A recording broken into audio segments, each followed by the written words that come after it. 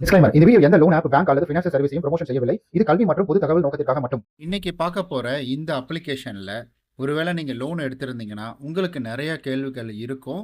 அந்த கேள்விகளுக்கு பதில் சொல்லும் வகையில தான் இந்த ஒரு வீடியோவை நான் உருவாக்கியிருக்கேன்.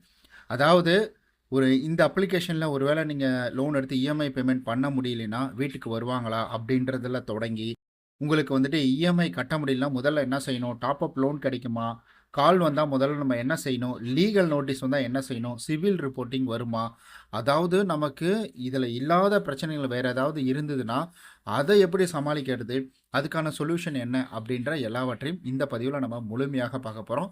வீடியோ ஸ்கிப் பண்ணாமல் கடைசி வரைக்கும் பாருங்கள். நீங்கள் நம்ம சேனலுக்கு புதுசாக வந்திருக்கிறீங்க, நம்ம சேனலை சப்ஸ்கிரைப் பண்ணாமல் பார்த்துட்ருக்கீங்கன்னா மறக்காமல் சப்ஸ்கிரைப் பண்ணிவிட்டு பாருங்கள். அப்படியே கூட இருக்க பெல் பட்டனையும் ப்ரெஸ் பண்ணிக்கோங்க. இந்த அப்ளிகேஷனில் லோன் எடுக்கிறதுக்கான டாக்குமெண்ட் தேவைகள் என்ன அப்படின்றத நம்மளுடைய லோன் ஆப் தமிழ் சேனலில் வீடியோவாக நான் போட்டுட்டேன். மறக்காமல் நம்மளுடைய லோன் ஆப் தமிழ் சேனலை பார்க்கலினா பார்த்துடுங்க. அதில் அப்ளிகேஷனில் தேவையான டாக்குமெண்ட் என்ன, எவ்வளோ லோனு, என்ன டீட்டெயில் எல்லாமே போட்டிருக்கேன் நான்.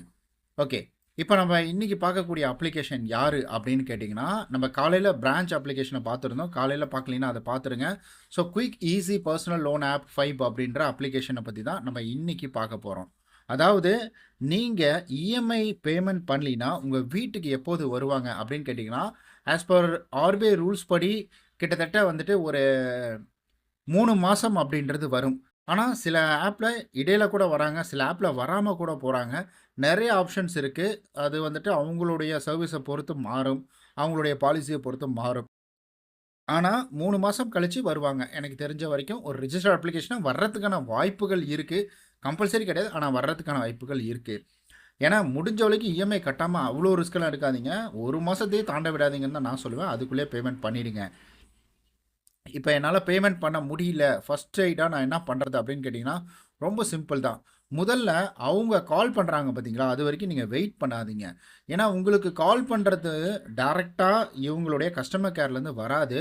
கால் வர்றது எல்லாமே இவங்களுடைய கலெக்ஷன் டீம்லேருந்து தான் வரும் உங்கள்கிட்ட பேமெண்ட் வாங்குறதுக்காக. கலெக்ஷன் டீம் அப்படின்றது அவங்களுடைய வேலை, உங்கள்கிட்ட பணம் வாங்குறது தான், உங்களுக்கு டைம் கொடுக்கறது கிடையாது. அதனால் கஸ்டமர் கேருக்கு முதல்ல கால் பண்ணி பேசுங்க. ஸோ கஸ்டமர் கேர் நம்பருக்கு கால் பண்ணி பேசி, இது போல் எனக்கு இந்த இஷ்யூ இருக்குது, என்னால் பணம் கட்ட முடியல, கொஞ்சம் எனக்கு டைம் கொடுங்க அப்படின்றத கேளுங்க. கண்டிப்பாக டைம் தர்றதுக்கான வாய்ப்புகள் நிறையா இருக்குது. இல்லை ரீஸ்ட்ரக்சரோ இல்லை வந்துட்டு உங்களுக்கு டென்யூர் டேட் எக்ஸ்டெண்ட் பண்ணி தர்றது, இந்த மாதிரி பண்ணுறதுக்கான வாய்ப்புகள் நிறையா இருக்குது. மொரட்டோரியம் கொடுக்கறதுக்கான வாய்ப்புகள். ஸோ நீங்கள் கால் பண்ணி பேசுங்க. இல்லை எனக்கு அதில் எந்த திருப்திகரமும் இல்லை அப்படின்னா மெயில் அனுப்பலாம். ஏன்னா மெயில் அப்படின்றது டாக்குமெண்ட்டு. இங்கே சொல்லியிருக்காங்க பாருங்கள், 24x48 ஹவர்ஸ், அதாவது ஒரு நாள் இல்லைனா 2 நாளில் உங்களுக்கு ரிப்ளை வந்துடும் அப்படின்ற மாதிரி குறிப்பிட்டிருக்காங்க. இதை தான் நம்ம ஃபஸ்ட்டு பேமெண்ட் கட்ட முடியலனா உடனே பண்ண வேண்டியது. ஒரு அப்ளிகேஷனில் டாப் அப் லோன் அப்படின்றது நம்ம எப்படி ரீபேமெண்ட் பண்ணுறோமோ அதை பொறுத்து தான்.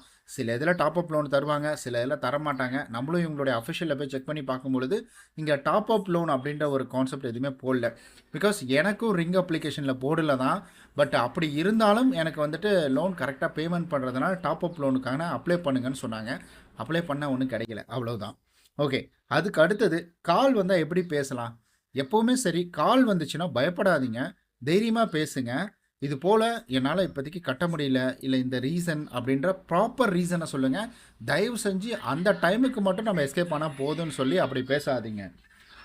அந்த டைமுக்கு மட்டும் நம்ம அதை ஸ்கிப் பண்ண தான் நமக்கு இன்னும் தலைவலி வந்துக்கிட்டே இருக்கும். அதுக்காக தான் சொல்கிறேன். என்ன இஷ்யூவோ தைரியமாக பேசுங்க, சொல்லுங்கள், எடுத்து சொல்லுங்கள். இந்த மாதிரி இந்த இஷ்யூ அந்த இஷ்யூன்னு சொல்லுங்கள். அப்படியும் அவங்க அக்செப்ட் பண்ணிக்கலாம், நீங்கள் மெயில் பண்ணுங்கள், கண்டிப்பாக அவங்க அக்செப்ட் பண்ணிப்பாங்க. ஆனால் முடிஞ்ச வரைக்கும் என்னை பொறுத்த வரைக்கும் சீக்கிரமாக பேமெண்ட் பண்ணுங்கள், அதுதான் பெட்டர். ஓகே, இப்போ அடுத்தது லீகல் நோட்டீஸ் வந்தால் நம்ம என்ன செய்யலாம். ஸோ லீகல் நோட்டீஸ் அப்படின்றது பார்த்திங்கன்னா உடனேலாம் அனுப்ப மாட்டாங்க. 1 மாதம் 2 மாதத்துலலாம் அது ப்ராப்பராக எனக்கு தெரிஞ்சு ஒரு 3 மந்த் அபோவ் என்பிஏ மூவ் ஆனதுக்கப்புறம் தான் லீகல் நோட்டீஸ் அப்படின்ற ஒரு கான்செப்ட்டுக்குள்ளே போவாங்க. அப்படி லீகல் நோட்டீஸ் கான்செப்ட் வந்துச்சுன்னா நீங்கள் நல்ல ஒரு லீகல் அட்வைசரை பாருங்கள். அட்வைசரை பார்த்து அவர் மூலிமா அப்ரோச் அப்படின்றது பண்ணுங்கள். லீகல் நோட்டீஸ்லாம் வந்ததுன்னா அதை இக்னோர் பண்ணாதீங்க. இல்லைனா உங்களுக்கு அப்படி யாரும் தெரியலனா கஸ்டமர் கேருக்கு கால் பண்ணி பேசுங்க, இந்த மாதிரி இருக்குது அப்படின்றத. அதை படித்து பார்த்திங்கனாலே உங்களுக்கு தெரியும் அந்த லீகல் நோட்டீஸை. ஸோ அதை படித்து பார்த்துட்டு நீங்கள் வந்துட்டு கஸ்டமர் கேர் கால் பண்ணிங்கன்னா ஃபர்தராக அவங்க என்ன செய்வாங்கன்னா உங்களுக்கு இதில் என்ன சொல்யூஷன் இருக்குது, என்ன விஷயங்கள் பண்ண முடியும் அப்படின்றத பண்ணி கொடுப்பாங்க. அண்டு ஃபைனலாக சிவில் ரிப்போர்ட்டிங் கம்பல்சரி. ஆபியஸாக வந்துட்டு சிவில் ரிப்போர்ட்டிங் பண்ணாமலாம் இருக்க மாட்டாங்க. சிவில் ரிப்போர்ட்டிங் வரும். ஒரு ரிஜிஸ்டர்ட் அப்ளிகேஷன் சிவில் ரிப்போர்ட்டிங் எப்போவுமே பண்ணிவிடுவாங்க. அண்டு ஓவராலாக எனக்கு என்ன பிரச்சனை தெரில, அந்த பிரச்சனையை வந்துட்டு எப்படி நான் அட்ரீஸ்மெண்ட் பண்ணுறது, அவங்கள்ட்ட பேசுகிறது அப்படின்னு நினச்சிங்கன்னா மெயில் தான் ஒரே ஒரு வழி. கால் பண்ணி எனக்கு திருப்திகரமாக இல்லை அப்படின்ற பட்சத்தில் ப்ராப்பராக அதை டைப் பண்ணி பொறுமையாக டைம் எடுத்து நீங்கள் மெயில் பண்ணிங்கன்னா கம்பல்சரி அதுக்கான ரிப்ளை அப்படின்றது கொடுப்பாங்க. அதே போல் தலைக்கு மேலே போனதுக்கப்புறம் நீங்கள் ஆக்ஷன்ஸ் எடுக்காதீங்க, முன்கூட்டியே ஆக்ஷன்ஸ் எடுங்க. உங்களுக்கு ஏதாவது நீடட் இருக்குது, என்கொயரி இருக்குது, இல்லை யாராவது கால் பண்ணுறாங்க, ரொம்ப ஒரு மாதிரி பேசுகிறாங்க அப்படின்னா அதுக்கான சொல்யூஷன் வேணால் ப்ராப்பர் ப்ரூஃபோட ஆக்ஷன்ஸ் எடுங்க. அந்த காரணமாக வச்சு நீங்கள் பணம் கட்டாமல் மட்டும் இருந்தாங்க. ஏன்னா பணம் கட்டாமல் விட்டால் CIBIL impact, late payment charges, penalty இதெல்லாமே சேர்ந்து நமக்கு வரும். ஏன்னா அவங்களோட இதிலே அவங்க போட்டிருக்காங்க பாருங்கள், பவுண்ட் சார்ஜஸ் வந்துட்டு இங்கே பாருங்கள் 500 rupees வரும் அப்படின்ற மாதிரி 3% வரும், அதாவது ஹையர் அமௌண்ட்டாக தான் அது வரும் அப்படின்ற மாதிரி வந்துட்டு இதில் கொடுத்துருக்குறாங்க. ஸோ அதனால் எப்போவுமே பேமெண்ட்டை ஸ்டாப் பண்ணாதீங்க. சிபில் இம்பாக்டோட பவுண்ட் சார்ஜஸும் வரும், இங்கேயும் வரும், பேங்க் சைடையும் வரும். ஓகே கைஸ், வேறு ஏதாவது கேள்விகள் இருந்துச்சுன்னா கீழே மறக்காமல் கமெண்ட் பண்ணுங்கள். ஸோ இந்த வீடியோ ரிவ்யூ மற்றும் நிறைய பேர் என்கிட்ட கேட்டிருந்தீங்க, அதுக்காக தான் இந்த ஒரு வீடியோ. மற்றபடி உங்களுக்கு ஃபினான்ஷியல் ரீதியாக எந்த முடிவு, எந்த டிசிஷன் எடுக்கிறதா இருந்தாலும் சரி, ஃபினான்ஷியல் அட்வைசர், லீகல் அட்வைசர் இவங்க மூலிமா அந்த டிசிஷன் முடிவு எல்லாத்தையுமே எடுங்க. நம்ம நாளைக்கு இது போல் வேற ஒரு பயனுள்ள வீடியோவில் சந்திக்கலாம். அதுவரை உங்களிடம் விடைபெறுவது உங்கள் விஸ்வநாதன். பாய்.